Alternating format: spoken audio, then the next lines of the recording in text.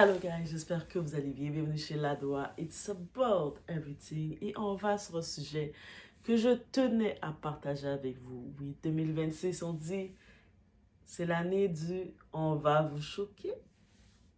Et on y va avec une analyse sociale à partir de témoignages publics ou des brins de témoignages qu'on prend le temps de décortiquer parce que certaines personnes pensent que leur vie n'est pas un témoignage qu'on ne peut pas analyser. Et moi, j'aime analyser. Qu'on parle du succès affiché par certaines personnes, le faux succès affiché pour montrer de si, et blessures non réglées aussi. Pourquoi ce témoignage met le réseau en ébullition ou devrait nous alerter? Parce que c'est la prétention du boss lady au récit de survie. Le malaise derrière un témoignage viral. Aujourd'hui, je veux parler d'un témoignage, pas parce qu'il choque, mais parce qu'il divise profondément.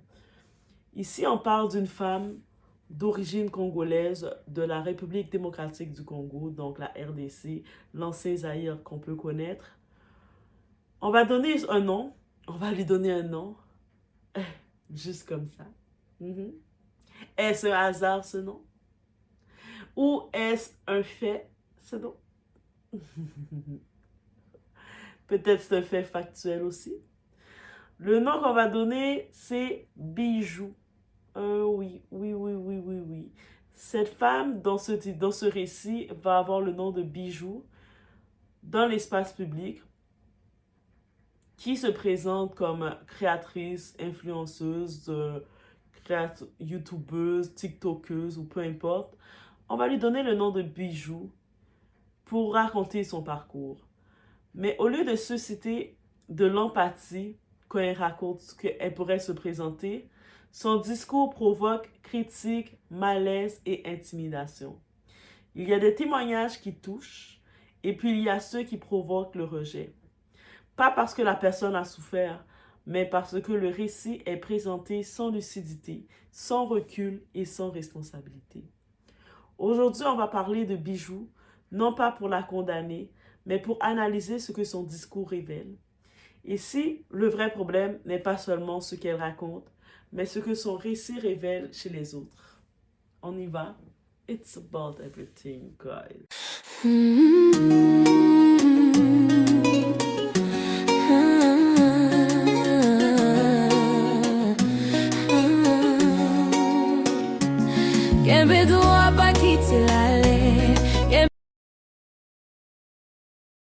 Donc déjà, quand on y va par l'ADH, le bijou, dans son propre récit, dans ses brins de récit, ceux qui ont le discernement, ceux qui ont la compréhension, ceux qui ont les contacts vont avoir l'accès à ça.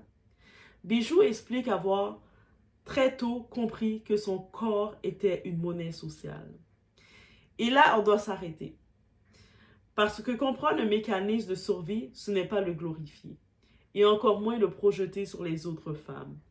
Quand on a grandi sans protection, sans cadre, sans repère clair, on peut confondre pouvoir et exposition, choix et conditionnement.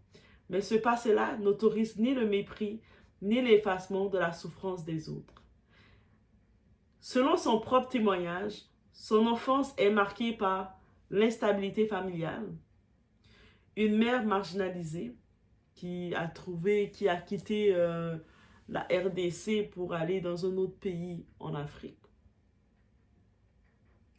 L'autre pays qui est un très grand pays africain, dont l'Afrique du Sud, dont beaucoup tentent leur chance là-bas. Un foyer où la figure féminine a peu de pouvoir décisionnel.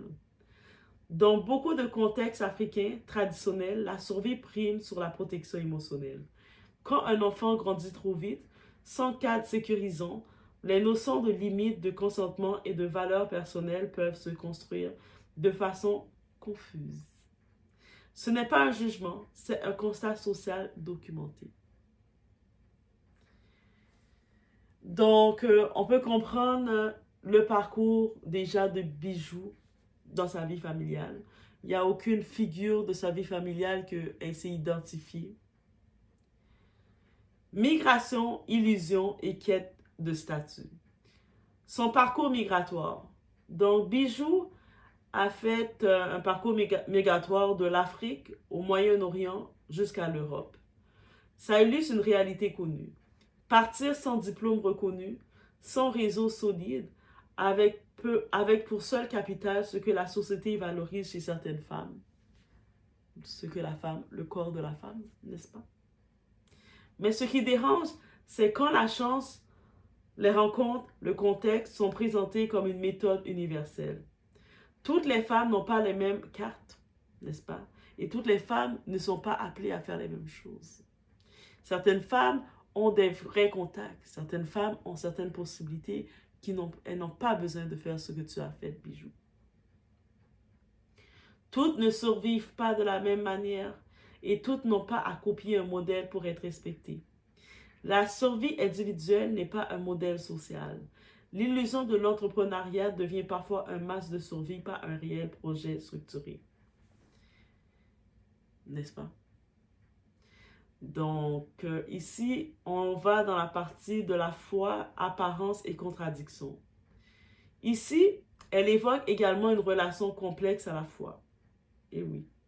Mais là où le public se crispe, c'est dans la dissonance perçue entre le discours religieux affiché et les choix personnels racontés. Attention, la foi n'est pas un parcours linéaire et la spiritualité ne rend pas automatiquement cohérent ou irréprochable.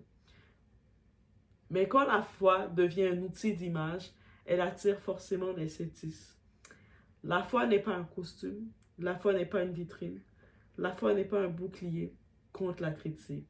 Quand le discours spirituel sert à masquer les contradictions, écraser les autres, se donner une posture morale, se donner une posture de coach improvisé, on n'est plus dans la foi, on est dans l'image. Donc, que tu aies intégré un culte religieux très strict et que tu as pris certains fondements en utilisant une image chrétienne ou des airs chrétiens pour te justifier face aux païens, ne fais pas de toi quoi que ce soit, n'efface pas qui tu es.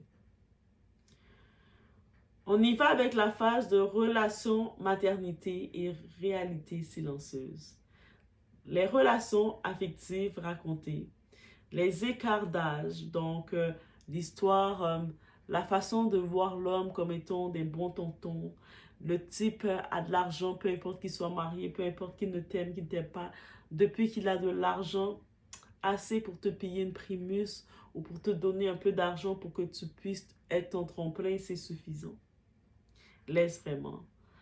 L'histoire de la maternité, sans réellement l'instinct maternel. La maternité, mais sans instinct maternel. La précarité émotionnelle. Tout cela révèle une chose. Beaucoup de femmes construisent leur vie dans l'urgence, pas dans la stratégie. Et quand le récit est présenté comme une réussite totale, il entre en collision avec les réalités vécues par d'autres femmes. L'image boss lady et le jugement. L'image de prétendre être une coach, d'être au-dessus des gens en prétendant avoir une vie qui est accomplie. Aujourd'hui, sur les réseaux, cette femme se présente comme affirmée, accomplie, donneuse de leçons, capable de faire même des diagnostics sur l'état de certaines personnes. Et oui. Par contre, si on lui demande quelle étude qu'elle a faite, où est-ce qu'elle a fait ses études en psychologie pour rendre ces diagnostics, et c'est le néant total. Même les criquets ne pourront pas faire du bruit face à ça. Pas vrai?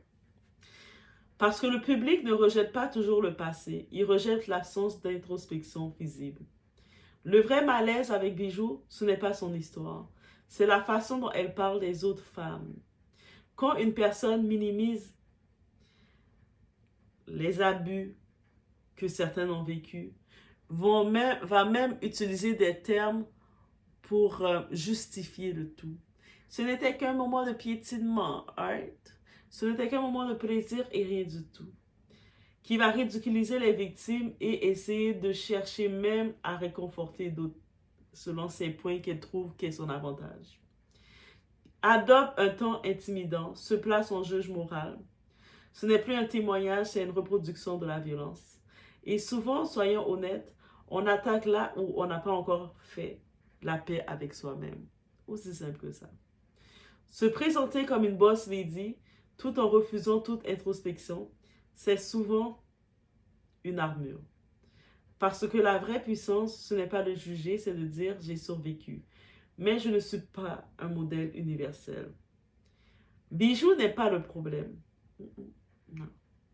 Le problème, c'est le discours qui banalise, le ton qui écrase, l'absence d'empathie pour des blessures qu'on ne comprend pas.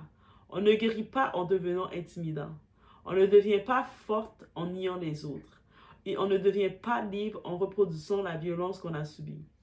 Cette histoire n'est pas celle d'une femme à condamner, c'est celle d'un miroir social brutal. On attaque parfois les autres avec violence parce qu'on n'a pas encore pardonné ses propres zones d'ombre. Avant de juger un témoignage, posons-nous la vraie question. Est-ce que ce récit nous dérange ou nous confronte?